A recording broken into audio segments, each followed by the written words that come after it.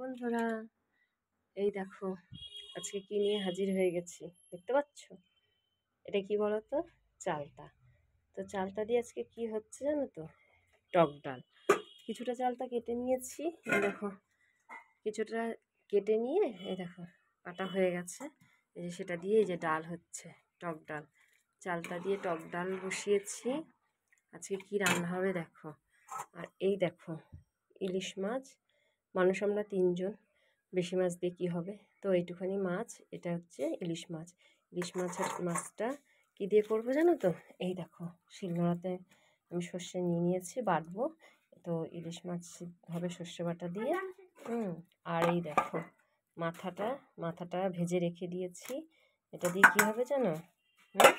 এই দেখো দেখাচ্ছি। এটা কি বলো তো? এই যে দেখতে পাচ্ছ, কচুর শাক।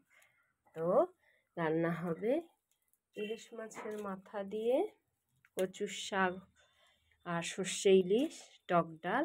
আর দেখো ছেলের আবদার মেটাতে এই যে আম দিয়ে একটু হালকা করে চাটনি হবে, বুঝেছ? তো দেখতেই পাচ্ছ আজকে কী কী রান্না হচ্ছে। তাহলে বোঝা গেল আজকে কী কী রান্না করছি। তো এই খাবারগুলো খেতে যার যার পছন্দ শেষে চলে এসো আমার বাড়িতে, আর কমেন্ট করে প্লিজ জানাও যে কার কার এই খাবারটা খেতে ভালো লাগবে।